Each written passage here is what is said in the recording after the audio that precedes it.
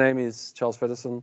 I'm the moderator of this discussion. I will be taking the questions out of the queue in person and might even tee up a few of my own surprise curveballs for our SMEs right here. I'd like to introduce Sunil and Dinesh, who will be our SMEs on the mic.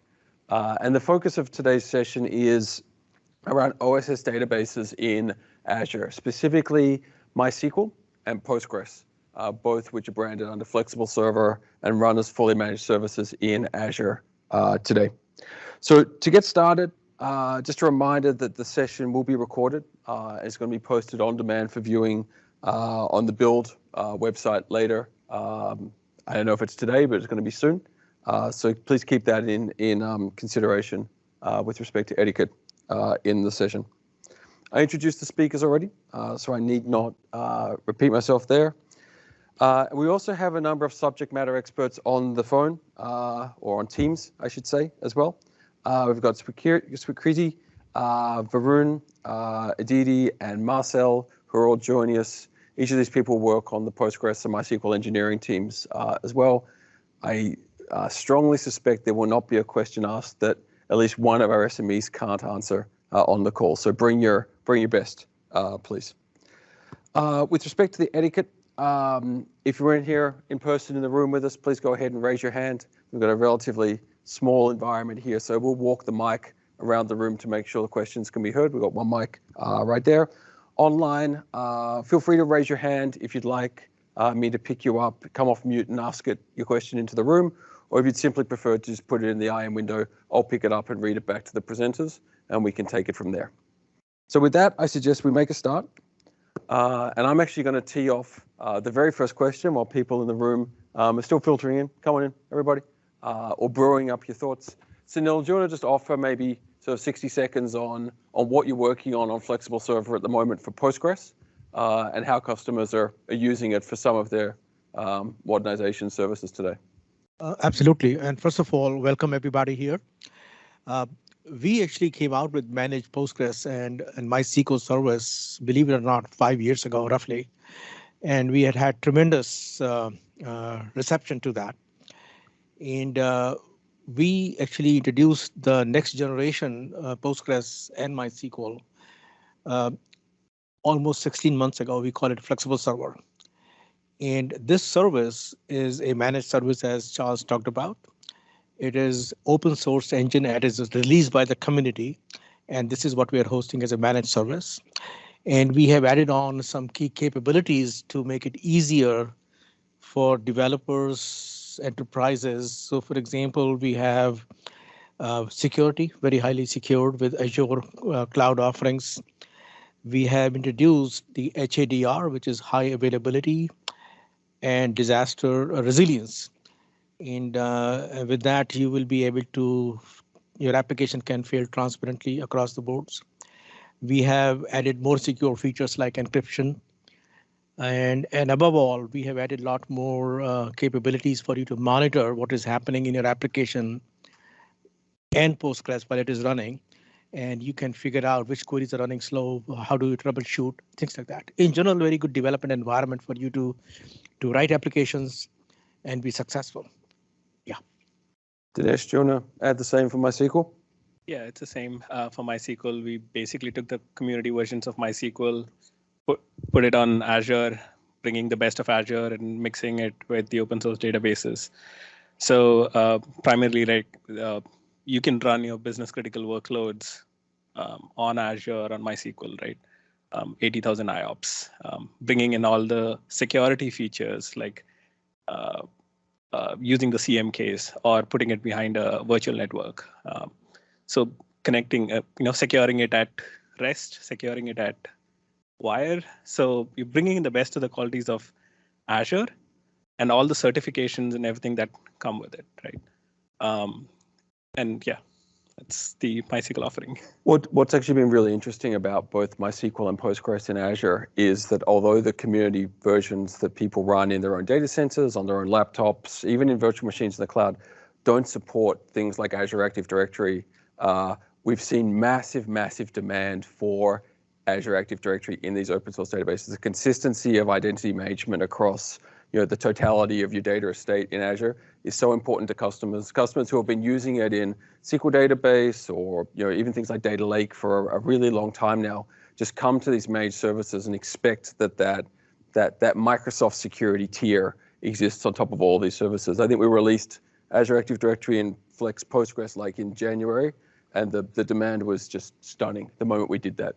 Hindsight, wish we had done sooner, to be honest.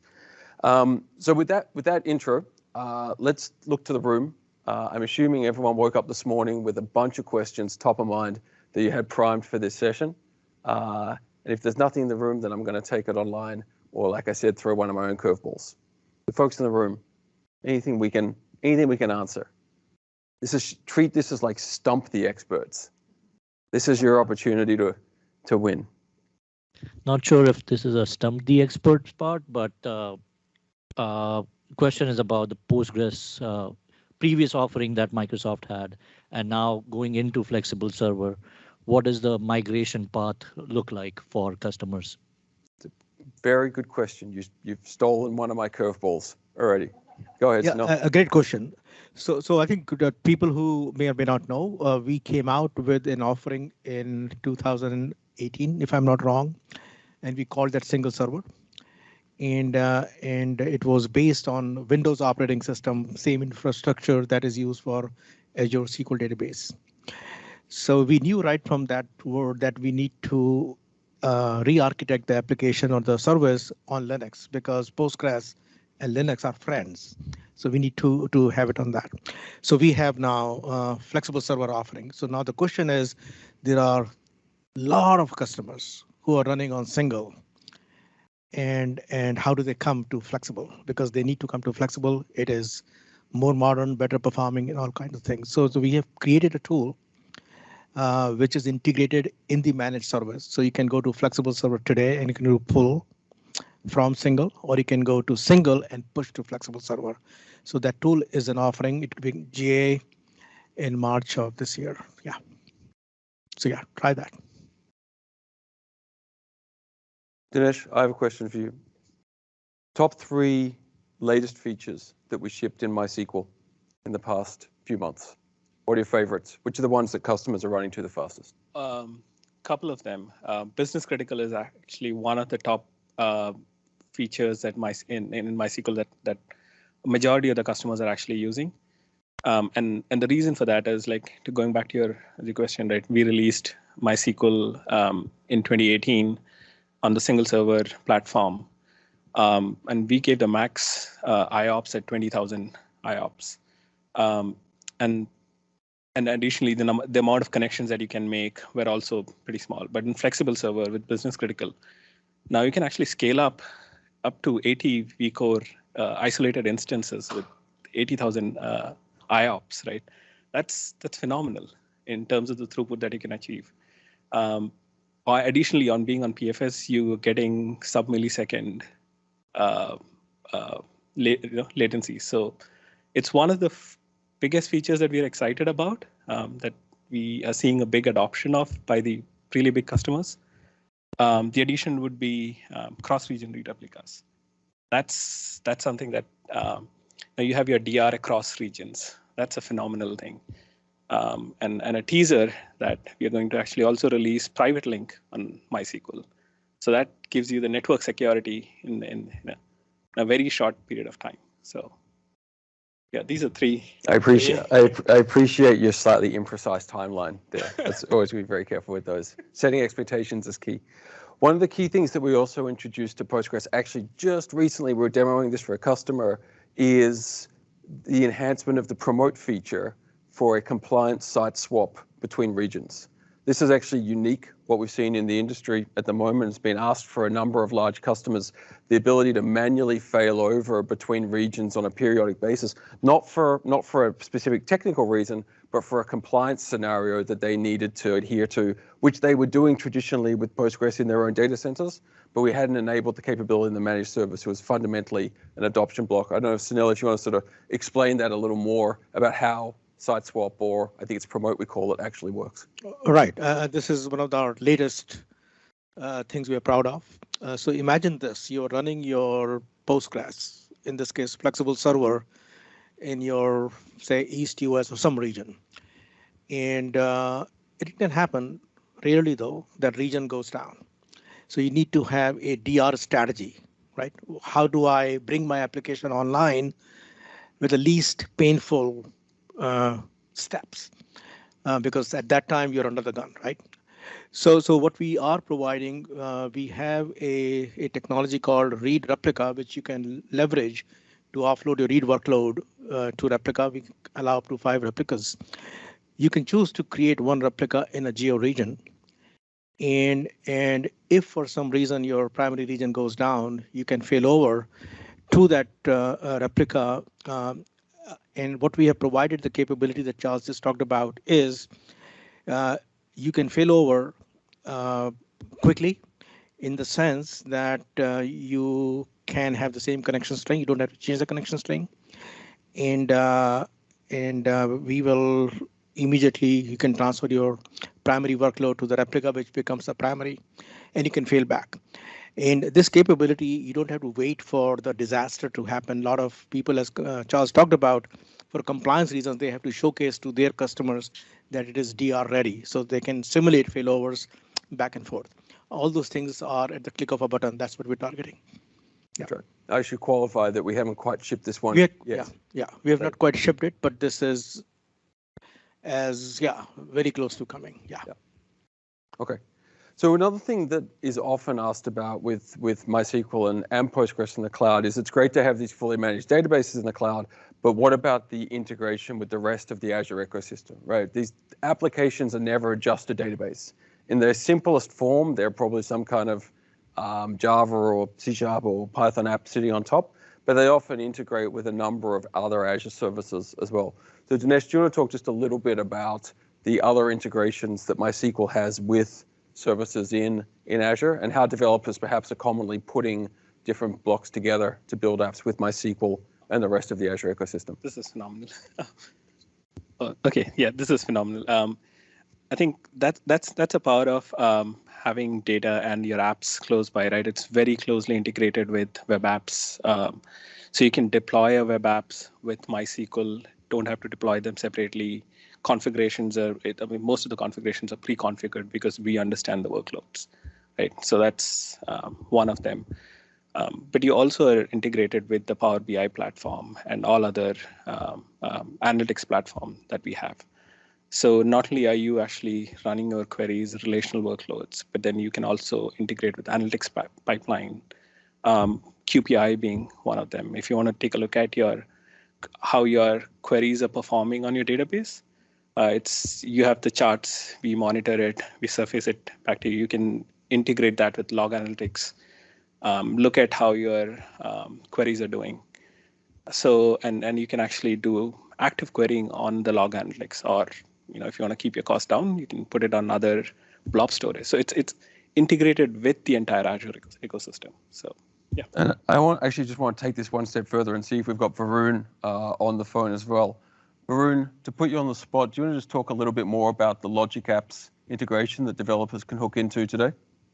Yeah, for sure. So Logic Apps, is a great platform for all the integrations. And just let me check. I have the little bit of a documentation open for Logic Apps over here. The key purpose of the Logic app is, that you have the serverless architecture, and then you don't really need to, spin any workloads. You can simply, connect from the Logic apps and to these connectors. And then we have these connectors published already. So there's not a lot of code which is required that you have to write.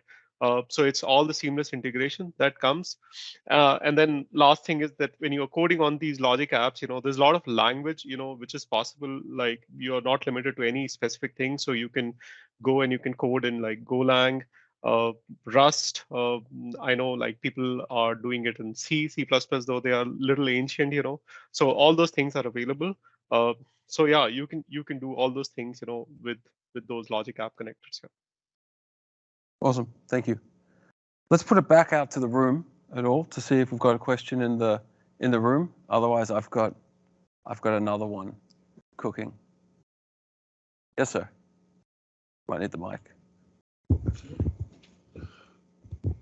So Sunil, you talked a little bit earlier about high availability and failover. So I'm just wondering how that works for an individual cluster in a region. If a replica goes down and someone's talking to that, how does failover work for Azure Postgres and Azure MySQL?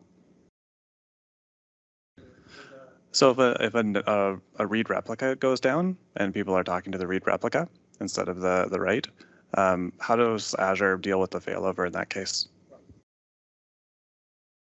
So the question is on the read replica. So today, I'll tell you what is today and what is coming tomorrow, which is not tomorrow, but tomorrow. So today, when you connect to the read replica, you give it the fully qualified name. Hey, I'm connecting to this read replica, and your application is running. Now, for some reason, failure happens and the topology changes. The read replica becomes, let's say, the primary. Your application has to know that, well, that replica is not primary and I need to offload somewhere else. So that onus is on the application. I think that's what Kyle is talking about. The road we are on is we will expose the reader and writer endpoints. So when you connect your application through reader endpoint, we will go to the replica and topology changes. As an application developer, you don't have to worry about that. We will do that. That is coming, but that's where we are. Those are the two differences. Thank you. Great question. I can answer that for MySQL too. In MySQL, right, the primary instance has zonal protection, meaning that you have one instance running on one availability zone, the other one the standby running on another availability zone. So and then you can actually connect that with the read replicas, and read replicas are across the region. So we do take full backups, port it over to the across the region. So in case the read replica goes down, you can actually spin up another instance from the backups, right? Now on the primary region, let's say if the primary instance goes down, then it'll automatically fail over to the secondary instance. So it's good. Switching gears for a second, in case anyone's noticed, this conference is going to be talking about AI just a little bit. One of the interesting integrations that has suddenly become incredibly popular for Postgres is a extension called pgvector, which enables you to store effectively embeddings in the database and operate over them. We shipped a pgvector in actually Azure Database for Postgres Flexible Server and also Azure Cosmos DB for Postgres, which is not the core topic of this session. However, it is also built on open source Postgres, so somewhat applicable to the title. That starts to enable some really interesting interops and integrations between OpenAI and Postgres itself. And so today, and a little bit of homework when we get out of the session, we published a blog that actually shows two different classes of integration. One of them, I will say, is quite forward-looking and reflects engineering that we plan to do in the future. But there's also a whole bunch of documentation that we published on how you can start to play with this thing and use it. This is a very fast-moving space for anyone who's not following it. You should be. It's kind of hard to miss, particularly if you're in the keynote this morning. But just be aware that this has been I would say, an overnight ask almost from many customers. We shipped them actually a little while ago, but we withheld the announcement actually until build. Okay, let's go looking forward. We've already looked forward on a couple of other things or a couple of other features. We looked at site swap. Maybe thinking 3 months out, Sunil, what are some of your top features that you're looking forward to shipping maybe in the next few months? Those with very high confidence, of course. Absolutely. I'm only talking about features that we have high confidence. So I think the question that you had asked about the single to flexible migration. So even if you have the tool to migrate, you need to have the feature parity. So we are, I would say, 90% there. There are features, high confidence features, which we must implement. We are working on it. It's close. One is Azure Defender, which is a unique proposition from Azure. So Azure Defender is running with single, but we will have it with flexible. Other thing where MySQL is ahead of us, which is private endpoint support for flexible server, because this helps the migration. Very important. And the third thing that we are doing, which you would like, is increasing decouple the storage and the IOPS. So for example, think about that. You create a database. Your database is, say, 50 gigabyte, but you need IOPS that are available at 1 terabyte storage. So what you can do is you can provision your storage to what you want, and you can independently scale your IOPS. Very, very important. And one last thing, which I would say I'm not proud of that point, but it is the limitation today. Our storage growth is not online. And I'm actually happy to say it's going to come in a month or two in GA. So those are the very high confidence the features that we're developing, along with the site swap that I just talked about. Yeah. Okay, Same question. MySQL. Same question. Can I add one more? Sure. Let's not stop at 3. As many. Okay. As many. I think one of the good ones is like most of you know that 5.7 is coming to end of life, right? So we just released the major version upgrade from 5.7 to 8. That's GA. So that's a big one.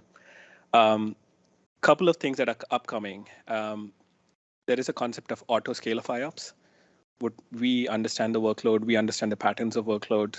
So we have decoupled IOPS from storage.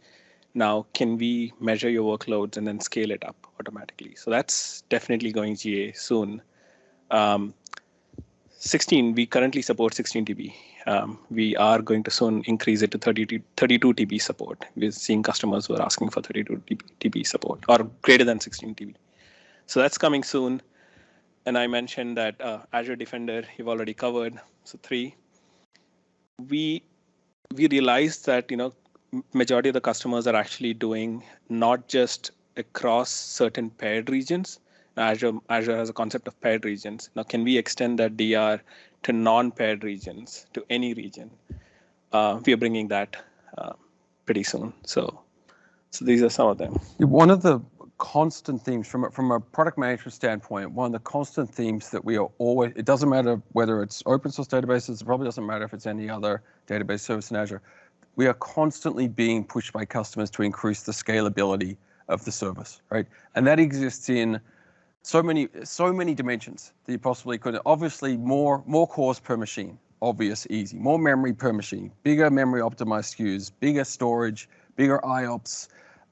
But it stretches, right? As Dinesh points out, being able to have replicas that are not necessarily in Azure paired regions. Right, Azure paired regions are great, but they may not be suitable for your business. So there's this combination of scalability and flexibility that we always want to address as well. I think Sunil and I have talked a little bit about creating more control for customers with respect to maintenance operations is an important thing for customers as well. And what we're seeing as a continual theme is as these capabilities come into the platform, the ability of our customers to run enterprise class workloads goes up every step, but we never get there, right? We're always being asked for the next one and the next one. Things like Azure Defender, it's a huge ask for customers, not simply because they're migrating from single server to flexible server and they need the parity, but because they need the functionality. They're depending on Defender, again, across the estate, just like they do Active Directory. And so we're going to continue to invest in without getting into the specific features, continue to invest in the themes that make the service more scalable, more agile. Things like the ability to bring these clusters up and down, pause them more dynamically, because that's really important if you're running things like continuous integration and continuous deployment, where you've got pipelines that are going to stand up a machine while you're asleep, go run through all your code tests and shut it down again that night. You want that to be quick and nimble, right? You don't want your pipelines to be pinging the machine, waiting 15 minutes for it to come online. And so all of these facets of the service, just to make it higher quality, more performant, more secure, more resilient, more flexible, are really the themes that we're constantly investing across. We've got big ideas in what we need to do in each of these pillars, and it applies broadly, like I said, to Postgres and MySQL. One of the things in particular that I know that we need to get done in Postgres Flexible Server is the ability to ship major versions of Postgres a little quicker than we have. We know that, we're working towards that. Postgres 15 is now available, I believe, Sunil. I don't know if you talk about that one a little bit. Right. So I think the PG15, as you know, was released by the community in November of last year. And Cosmos DB, which is one of our sister offerings, had that released the next day. And I think that's the bar we have for our Postgres services, both including flexible. With the 15, when it came out, we had the opportunity to build the infra, which will make it easier to onboard the next versions.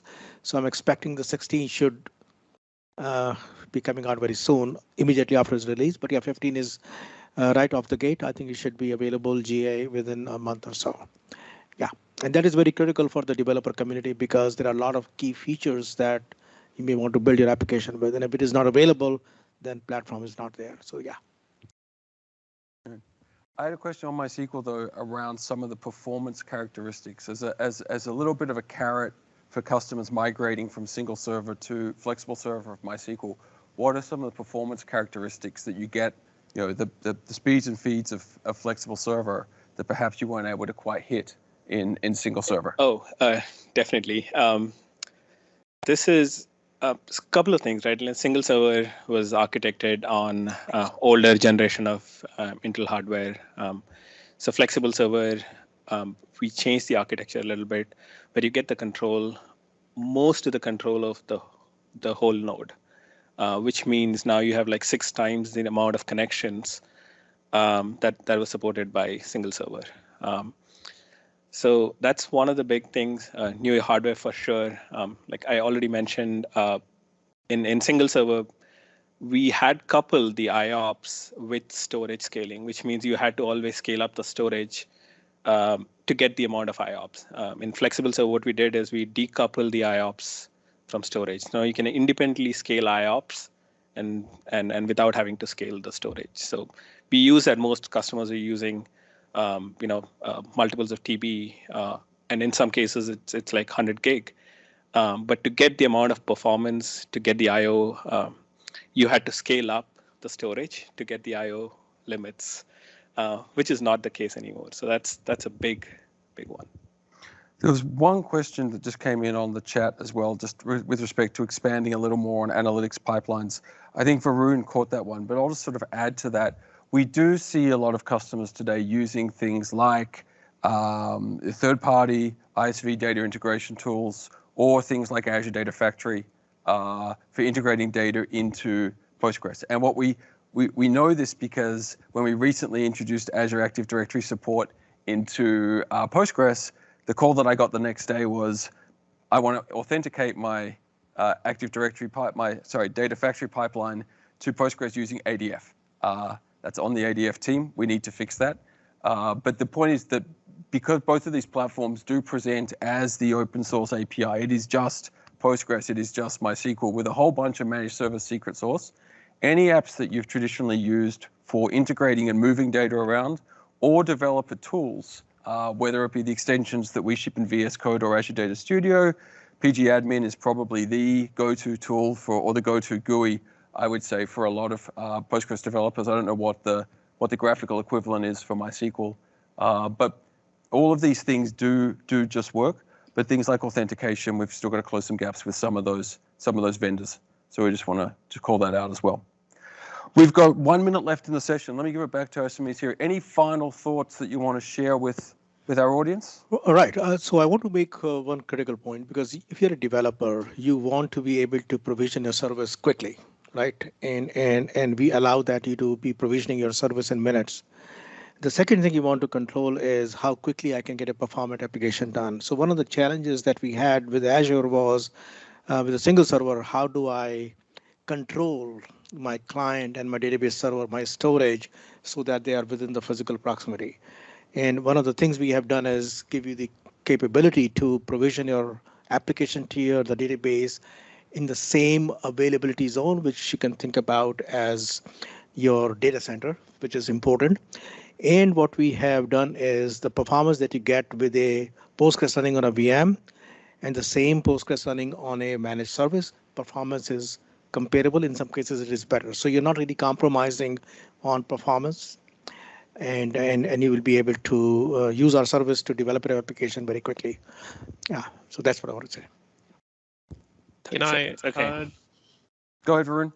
I just wanted to add that I know we are at the end of the session, but I've pasted a link of all resources, and I believe my colleague Aditi will do the same for MySQL. So if there are things which we couldn't get to, in this session, yeah, there's like a lot of resources, including the link to, our Twitter and direct email handle. Back to you, Charles. Okay. Closing thoughts, Dinesh? Closing thoughts. Okay. Coming to Azure, you've got 60 plus region support right now with over 92 plus certifications. So it's one of the most secure, and having MySQL on Azure, it gives you the ability to actually go deploy your apps in more than 60 regions. And the rate at which we are actually coming up with new regions, we just released 3 regions about last month, 2 upcoming in this month. So the rate at which we are adding new regions to Azure platform, that's not across other public clouds. So, okay. So with that, let's start to wrap it up. Are there any final things we can take in the room before we wrap it up? Otherwise, of course, everyone will stay up at the podium for a little while at the end of the session to take those offline questions, if you will. Folks on the phone, I think that we picked all of the questions out of the IM. There was one here that I don't think we know the answer to at the podium, so I've just deferred that on the IM. Otherwise, thank you everyone for joining the session, both in person and remote, and enjoy the rest of Build. Thank you very much.